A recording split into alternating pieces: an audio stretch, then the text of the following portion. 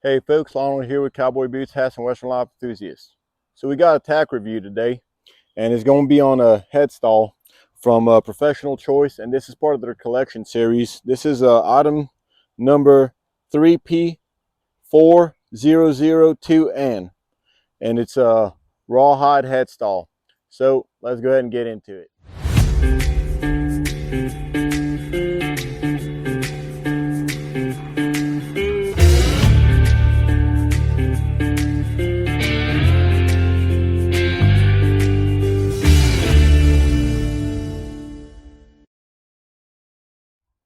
All right, so let's go ahead and get into the breakdown of this Professional Choice headstall.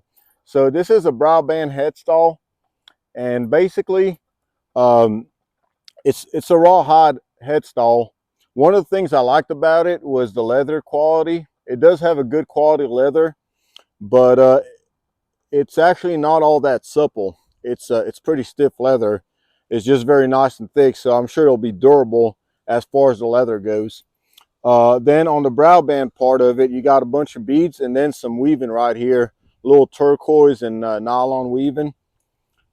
And then when it gets down to the buckle, you got a nice looking buckle. It's one of the things I actually initially liked about it was this buckle looked pretty cool, and it had some arrows. It was all blacked out. It has some extra beads right here. The cheek piece are held on together with Boston screws, which is another thing I'd like to talk about.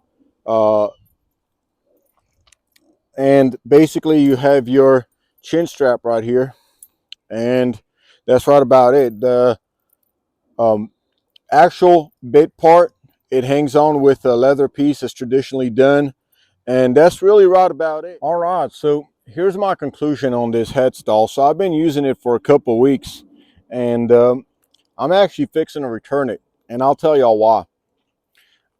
This headstall, first of all, it has a lot of added stuff, such as these little beads that I didn't care about really, and all these extra little things right here. And I thought this was going to look nice, but I'm more of a simplistic person, so as soon as I saw it on her, I just really didn't like the way it looked. So to me, that is useless. I like a simpler look, and I like good quality. So for me, that didn't work real well. Also, this buckle is starting to rust. Now, if you all actually like these buckles, you could actually buy them from Professional Choice for about, I think, $30 for the set. I just don't care for them. I like a standard buckle, stainless steel, something that it's not going to rust, which is going to be on my next headstall. Something a little bit more simple. Um, Now, one of the major reasons why I am returning it, it's not because of that, and it's because of the Boston screws. I've already lost one of those Boston screws, and I'm fixing to lose another right here, and that is just not safe. Really, really bad, especially on a headstall that costs this much. This headstall costs $148 is the MSRP. I bought it for $120, but this is a $148 headstall normally. I could see why it's on sale. Also, if I'm not mistaken, I don't think this headstall is made in the United States. Now, correct me if I'm wrong, but there's nothing here that says made in the USA, and I'm pretty sure that Professional Choice makes this thing outside of the country, overseas. Now, the one that I actually ordered next is the Martin, and it's a much better leather that is going to be more supple. I had the lady at Teskey's actually touch it for me, so she actually uh, felt that it was very nice and soft, and that's going to be something I want on my horse's head much more than something that is as stiff as this. Even though this is a good leather because it's nice and thick and it'll hold up, I'd rather have something that's going to be a little bit more supple and is going to conform. Supple does not mean weak. It's still going to be a strong leather, but it's just going to hold up a whole lot better, and it's going to conform better to her head.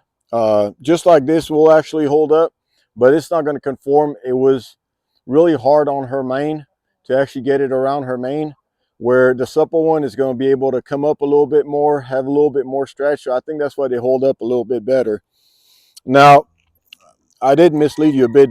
There's a bit here in the curb chain that did not come with it. I just didn't take it off for the review. I am about to take it off to send it back to them. Um, so the one that I'm ordering, as opposed to this one, is double stitched, and it doesn't have any Boston screws anywhere, which is going to be a whole lot better. These things come apart, and I'm not buying any more tack with Boston screws. Now, if y'all actually like Boston screws, or you like a tack that has Boston screws, that's not a problem. Y'all can actually still have it, and it'll be perfectly fine.